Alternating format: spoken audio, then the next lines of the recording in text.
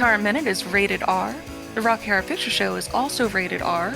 We're going to spend this time discussing the movie in gory detail, and along the road we will talk about some adult content and use some of our favorite swear words. Shivai, Gesikya, Byungshin. Consider yourselves warned. Welcome to Rocky Horror Minute, the podcast where we break down the Rocky Horror Picture Show 1 minute at a time in excruciating detail. I'm one of your hosts, Leandra. And I'm your other host, Kelly. Today we're going over minute 18. So, Kelly, what happens in minute 18? So, we had just ended with the criminologist opening up a map, and he says at the beginning of this moment, and so it seems that fortune had smiled on Brad and Janet, and they found the assistance that their plight required. Or had they? And then it cuts back to Brad and Janet, who are now at the door of the castle, very wet. And Janet says, "Brad, let's go back. I'm cold, and I'm frightened." And then he says, "Just a minute, Janet. They may have a phone," which she seems to accept. He rings the very modern doorbell for a castle of this type. And then a creature, the man we've already seen in the upper room singing and then shrinking, played by Richard O'Brien, comes to the door, and he kind of hangs out of it, grips the door frame and hangs out. And after a pretty long pause, he goes, "Hello." And Brad says, "Hi, my name's Brad Majors. This is my fiancée, Janet Weiss. I wonder if you could help us. Do you have a phone we might use?" And that's the minute. All right. So, I particularly like this minute. As Brad, this was one where I really tried to get the timing down on the, "Hi, my name's Brad Majors, and this is my fiancée, Janet Weiss. I was wondering if you might help us. You see, our car broke down a few miles up the road. Do you have a phone we might use?" And that was something that Dan and I used to just repeat in the car on the way to Rocky until we could say that without it sounding as dumb. Yeah. But yeah, this is another great Brad scene. He's really hamming up the yuppie, frat boy type of person that he is. And then Janet, on the other hand, is kind of a woman on the verge at this point. So when he introduces her, she gives this really weak smile, like she's barely hanging on. Brad says their car broke down a few miles up the road. They've been walking for a few miles? There are a couple of things that I want to address about that. Okay. Riff was way at the top of the castle during his solo over at the Frankenstein place. Yes. So during this crim break, did they skip the rest of the time it took for Brad and Janet to get to the castle during that time? Or did they do a bit of a run, and also Riff Raff did a bit of a jaunt to run down there as well? Because both of them seem to have wrinkled time in order to get there. I mean, Riff has an elevator. That is true. That is true. And yeah, I mean, but I do think that they kind of went ahead and skipped. It didn't seem like they were that far from the castle, but it would have taken some amount of time for them to get there. I don't think it was real time with the crim break, at least. I guess that makes sense. But yeah, the idea that they've been walking for a few miles before they ever even reached the gate, and then they reach the castle, and then after all of that, Janet's like, "Let's just turn back." I do love that, but no. It doesn't, however, really seem like it seems like they get out of the car and then they're at the gate, although I guess that wouldn't make sense because that's not where their car broke down / got a flat tire. So I don't know. What are your thoughts? It's a time lapse for the movie, I think. I A think that time that's warp. the hmm. But anyway, I mean, in rain like that, walking a few miles, they must be exhausted. Yeah, I mean, it's also keep in mind that they've gone from August to September to November to October to multiple years. So they might have even had like Doctor Who with them, and Yeah, just they're living their best life. that's true. And there are some Doctor Who connections in the movie.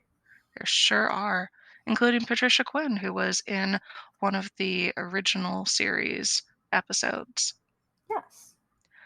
But this minute also has a crim break, and there isn't a lot that I want to address about this specific crim scene, but we are using those opportunities to go over any whoopsies that Woohoo. might have occurred, perhaps things that we done fucked up. And this is almost that. This is more of an update on a mystery. We figured out who the children are in the wedding scene. The girl is the daughter of Mark Johnson, who was another one of the wedding guests during the wedding scene. And then Sean Franklin was the boy in the movie. Bill Brennan said Sean Franklin was a doorman at a club that he used to hang out at and perform Rocky Horror at in New York. They hung out for a few years, and then he said, funny thing, the place he worked, the Hellfire Club, was 2 blocks from Nell's. Both were born in Australia, both moved to England, both were in Rocky Horror Picture Show, both moved to the USA, both ended up working 2 blocks from each other. Small, small world. So I thought that that was particularly interesting. Didn't want to get too much further into this minute before I brought that up. Yeah, and on the topic of other things I would want to bring up, I had a listener write in with a theory. Oh, do tell. So Sarah said that because we were talking about are Brad and Janet in high school, were Brad and Janet in high school or college before doing this. We had landed on probably high school, but then there's the whole issue with Brad's jacket being the patches from what, 1967? That was 1963. Okay, 1963. So way before the events of this movie, since it, the Nixon thing kind of places it in time. And then they also just do not look like they just graduated high school. But Sarah said, well, it's Dr. Scott's refresher course, which sounds like they were going back to school to get a GED or something. And that would explain everything. So it definitely wasn't college because I forgot about this when we initially discussed it. But Dr. Scott does say, or Brad does say about Dr. Scott that he was a science teacher at Denton High School.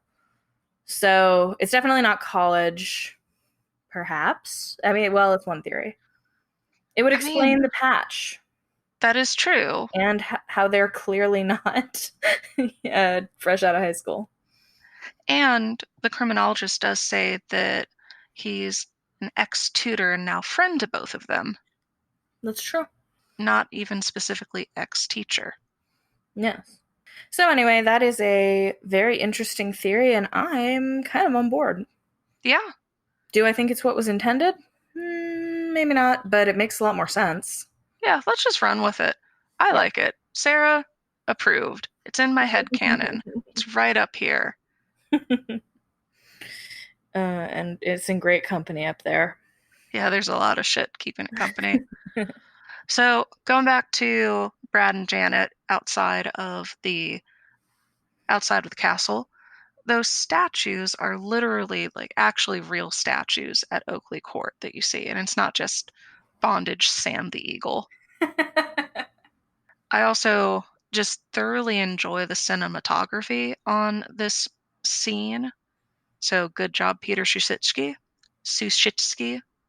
I still don't understand the barrettes in Janet's hair, and I don't think I ever will. Yeah, those barrettes are famous. Plenty of callbacks reference the fact that they look somewhat like condoms. I've actually known a fair number of Janets who use condoms as the barrettes, Oh, wow. and I think that's cute. That is cute. On to some of the smaller details in this. I think that the ornamental stained glass on the inner doors behind Riff are just absolutely gorgeous. Mm-hmm. There's this very pretty and subdued floral pattern. I was, in fact, today years old before I realized that there was kind of an antechamber. We see that Riff is in a small room before there the actual larger room of the castle. And I don't know how I missed that. It's very clear. I could have taken context clues. I did not. As you see Riff opening the door and then hanging out, if you look at Riff's left hand above him during this scene, there's he's just doing a lot of rubbing and fidgeting with his fingers. We're going to get a better look at his costume in an upcoming minute, and definitely his makeup in next scenes. But the blood on his knuckles is a pretty fantastic detail. So Riff's Yeah, makeup and contour look amazing too. I think it really helps that Richard O'Brien is very gaunt to begin with. absolutely. And I love one little characterization detail I love that Richard O'Brien did was all of the weird hand motions that he does, and so that's a particularly great little riff detail. Those were really all of the notes that I had on this one. Do you have any callbacks that you wanted to Do I? do So you? I do. Okay. So the we anytime that Brad ever references wanting to use a phone, you always say castles don't have phones, asshole. So that happens twice in this minute. For the first time when he says just a moment, Janet, they may have a phone, and then when he says, do you have a phone we might use? Both times you should yell, castles don't have phones, asshole. But they do have, again, really modern doorbells. I I never really clocked it as that. I know that even as early as Victorian times, they had those button doorbells. They did. Yeah. Oh, for sure. Oh. Oh, I Yeah. had no idea. I thought that it used to be like knockers or like pull doorbells. That is definitely a thing, but as somebody who's done a fair amount of research and directing of Oscar Wilde plays, Oh, I see. there's this wonderful moment in the first act of The Importance of Being Earnest when they reference somebody ringing the doorbell, and what they're doing is they're just going buzz, buzz, buzz, buzz, buzz. And Algernon says something along the lines of, "That must be my aunt. Only relatives would ring in that Wagnerian manner." I see. Well, okay. So that was just a matter of me being ignorant, and thank you for educating me. You always bring the architecture knowledge to this podcast. Hey, that's what people are calling in about. That's true. So again, we touched on the condom barrette. So this is probably the biggest time where people reference it in callbacks. The big one is, why does Janet have a condom in her hair? And then the response to that is, she's saving it for a rainy day. And then either as a response or you can add, look outside, bitch, it's pouring. Oh, that's fun. Yeah. Do you have a different version of that? I do. Oh, okay. There's the why is Janet wearing condoms in her hair? The answer to that is Mama always said to wear rubbers in the rain. Oh, that's true too. So right before Riff Raff says hello, there's a big pause where you can do something. Some people will sing, "You say goodbye, and I say," Hello. exactly, or they'll say, "How do you say hello in French?" Because it sounds maybe like a French accent. I think that's what it's going for. Now, I think that instead of saying how do you say hello in French, I think that the one that I've heard more is how do you say jello in French? I have not heard that, but that also sounds good. And then the other one that I think I like a little bit more than that, but a little bit less than the you say goodbye and I say hello, is show me a doorgasm because it has this nice creaking sound. Of course, Brad and Janet both are name dropped in this minute, which means that you have to yell asshole and slut. Anytime we hear Brad Majors or Janet Weiss, make sure you yell asshole or slut respectively. If you don't, you'll get locked up. I don't make the rules, I just enforce them. It's true. Also, she makes them. I do. And then one that I particularly enjoy is anytime that Brad says his car broke down, you should respond, no, it didn't. You got a flat tire. Because really, those are not the same thing. Yeah, and if he was going here for help and he says, my car broke down, what if Riff had said, "Oh, you know what? I'm a little bit of a mechanic myself. I will go ahead and go down there and check it out." At that point, Brad then looks like an asshole because he has to go, "Actually, it's a flat tire. I can't actually just fix it. I need a new tire." They are indeed offered a satanic mechanic. They are. It never really happens. We'll discuss that in the future. I don't fully understand what that particular line is referring to, but that's in a far future minute. That's true. I know you've got more callbacks for us, Leandra. I do, but I only have two more. Okay. Uh, I like right after hello, the callback is ding dong, asshole calling, sluts for sale, 69 cents a pound, or best offer. Oh, yeah. How could I forget that one? And then there's, if you look at they're supposed to be griffin statues, and the little chain that you see is supposed to be indicative of some sort of ornamental thing that would be worn to denote status. Instead, people think of it as something bondagey. So the thing that I've heard is it's bondage, Scooby Doo, rock me, Raggy. So I know that our last minute was a little bit on the short side, and I felt a little guilty about that. So I'm going to pile on just a small touch with this one. We had a crim break, so I feel like I can do this. Yeah. Delayed gratification. I have the official Rocky Horror Trivia game right here. No. Yes. Oh my god. And it is very, very silly stuff. I have not gone through all of these. I know that the questions were written by Sal Piro, who was at the time the president of the Rocky Horror Fan Club. He is no longer the president of the Rocky Horror Fan Club. That is Larry Vizel. Hey, Larry Vizel, friend of the show. Yep. All right. So, Kelly, I'm going to ask you a couple of questions. They're Okay. all going to be on this one card, though, because Okay. that way I don't have to keep flipping. Okay. Okay. We did not go over this at all, by the way. I barely knew it was going to happen. So you are going to get pure, unfiltered ignorance from me. Some of these are easier, though, I hope. Yeah. So, for 100 points, finish this lyric. Don't dream it blank. Is it A, wake up, B, be it, C, release it, or D, find it? Okay.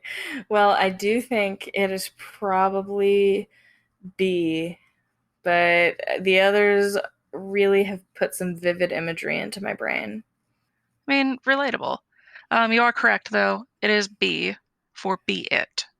200 points. This one's a little bit trickier. Okay. In Adam's Family Reunion, what role did Tim Curry play? Was it A, Uncle Fester, B, Gomez, C, Cousin It, or D, Lurch? Are you Googling? No, I'm not, I swear to Okay. God. I'm looking off into the distance. I haven't seen Adam's Family Reunion, and I've only seen the show a couple of times. So I'm going to rule out Fester, probably Lurch, and surely he wasn't Gomez. I would know that if he had played Gomez. And I would think it would be a huge waste of Tim Curry to have him play Cousin It. So, So you've said Lurch? none of these. Oh, you're saying Lurch? Yes. You are incorrect, which makes you a Is dumb it bitch. Gomez? The answer Oh. is Gomez, which I think is Okay. pretty Wow, I should interesting. watch that movie. Yeah, Yeah, just when I thought Gomez couldn't get any sexier. you still have 100 points. So for 300 points, what is the name of the solo song Brad sings in the play? Is it A, Once in a While, B, A Man in Love, C, Who's That Lady, or D, Superheroes? Okay. It is once in a while, but I would love to hear whatever Who's That Lady would be. Yeah, that I would love to hear Barry Bostwick sing Who's That Lady? Who's Barry that Bostwick. lady? Barry Bostwick, get in touch with us. All right, so that one was, I'd say, pretty easy, at least comparatively. So Yeah. you're now at 400 points. For another 400 points, what kind of underwear does Brad wear? Is it A, bikini briefs, B, boxers, C, white briefs, or D, boxer briefs? Okay, well, it's definitely white briefs. I think that that is one of the easiest questions so far. Easier than Don't Dream It blank. Honestly, yeah. I think it'd be easier to forget a lyric than those, what, I don't even know what to call those. Well, White I call them briefs, white briefs, yeah. tidy whities. Yeah, tidy whities, there we go. Okay, so you have 800 points, and there's only one more question, and that question is worth 500 points. Which sitcom star played the criminologist in the VH1 25th anniversary special? Is it Oh. A, Ashton Kutcher, B, Frankie Muniz, C, Jason Alexander, or D, John Cryer? I don't know who those last two people are, but I know who the first two people are, and I hope it's not them. That's such a funny thing to say. Can you imagine, like Ashton Kutcher as the criminologist? No, no offense to Ashton Kutcher, but he doesn't really have the vibe.